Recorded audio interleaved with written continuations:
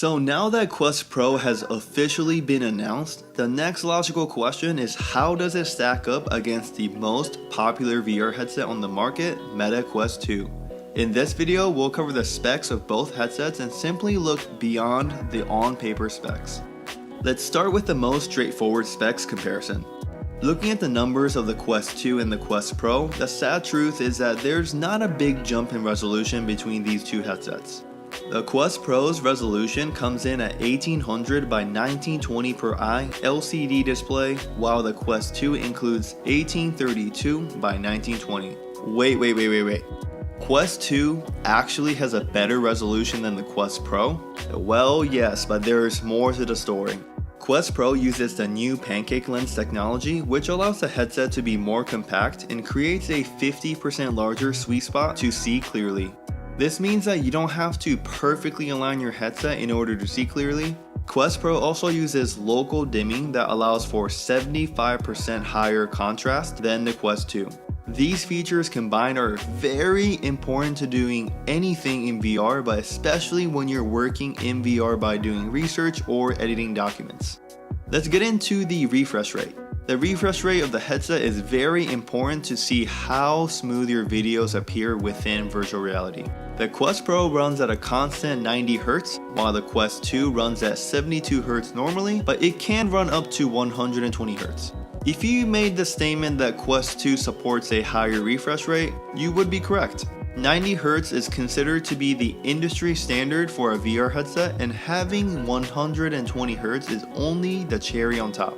We have to keep in mind that even though Quest 2 is capable of running at 120 Hz, the majority of the games currently available on the Meta Quest Store runs at 72 Hz on the headset, while a small number of games runs at 90 Hz or 120 Hz. You'll see some nice upgrades when it comes to the adjustments of IPD, and this is very important with VR or XR headsets. If you're a Quest 2 user, you're used to the 3-step IPD adjustments. I personally think this is one of the worst features of Quest 2.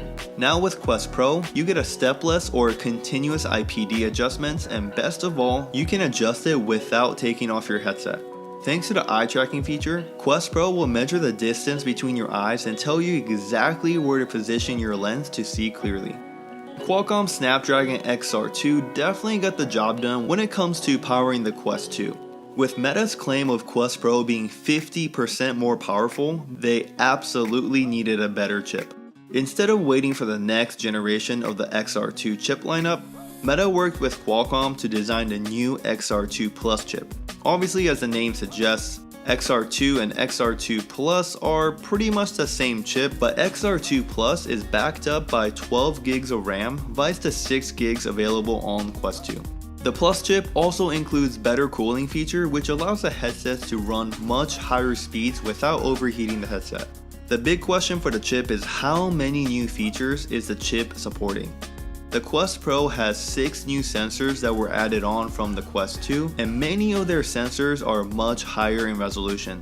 This means that the XR2 Plus chip is processing a lot more data as quickly as possible, but after all, the claim Meta made seems promising, so you have to give some props to the new XR2 Plus chip. Field of view, or FOV, is something that is often talked about with VR headsets. The FOV of Quest Pro comes in at 106 degrees compared to the 96 degrees available on Quest 2.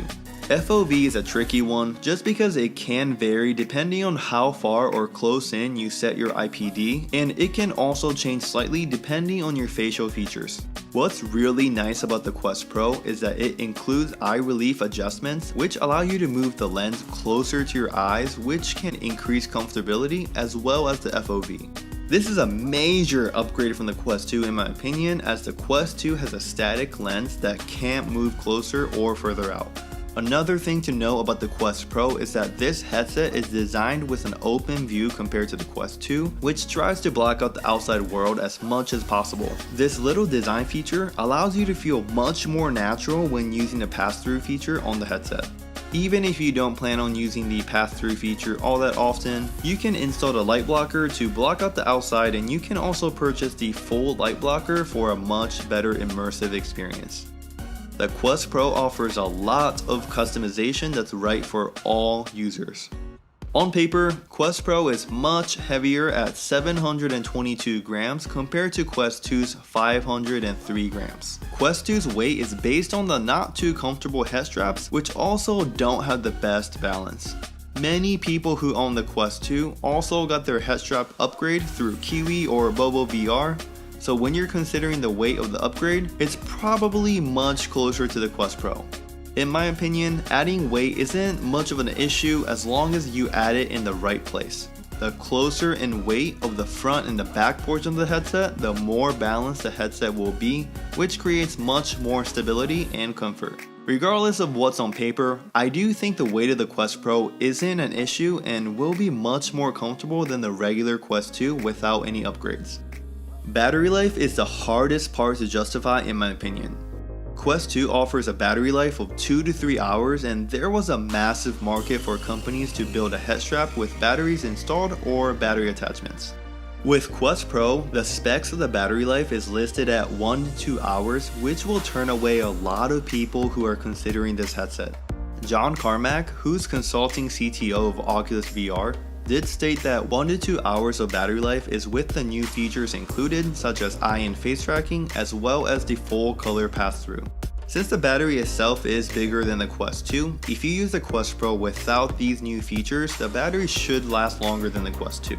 Meta also did try to address this problem by pushing the charging dock, which will be included in the box. As long as you set your headset on the charging dock every time, you'll have a fully charged Quest Pro ready to go. This will definitely be one of those features that you underappreciate until you actually own the headset. Regardless, the battery life is short for how much this headset costs. I'm sure as soon as the headset is actually released, there will be ways to attach an external battery to the Quest Pro to extend its battery life. Controller tracking is one of the best features included in Meta Quest Pro. The new Touch Pro controllers have inside-out tracking, which allows the controllers to be self-tracked. This means that controllers can be tracked precisely even if it's behind you or out of sight from your headset. You also notice that with the new controllers, the tracking ring is gone, which makes it less likely to bump the controllers together. The controller itself has new sensors that track your index finger movements, track the stylus sensor, and 3 haptic motors to make haptic feedback much more realistic. Even if you're not planning on getting the Quest Pro, the Touch Pro controllers are compatible with Quest 2, so that's a win-win for everyone. Unfortunately, the controllers also have a big price tag of $300. One of the biggest features of the Quest Pro is face tracking. The Quest Pro has 5 inward-facing sensors that track the eyes and the face, allowing the headset to make really cool models of your facial expressions. The face tracking technology is in its early stages, but you can make your VR experience much more realistic, especially in social VR apps. Okay, I would never do that. Give me a hug. Give me a hug. Oh god, no! No!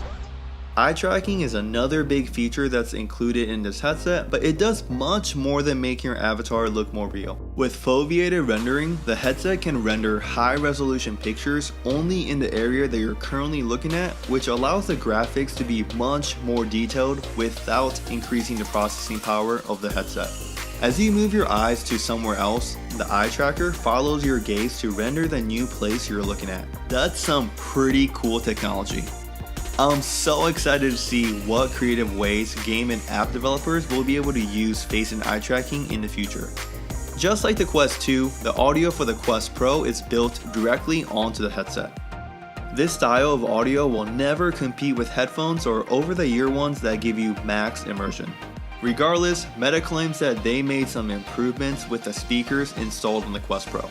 The improved speakers give you much deeper bass tones, and they were able to reduce the sound others hear from the headset by 10 decibels, which makes it quieter for those around you. Quest 2 and Quest Pro both offer a pass-through experience, but Quest Pro just does it so much better. The obvious one everyone noticed are the full color version on the Quest Pro versus the grayish one on the Quest 2. Meta also confirmed that the Quest Pro's forward-facing sensors are about twice as clear as the ones on the Quest 2. There are much more improvements to go in the future, but ×2 resolutions on sensors, that's really good. With the new features of the Quest Pro, the headset will finally be able to truly experience quality AR and VR, making it one of the best headsets in the market.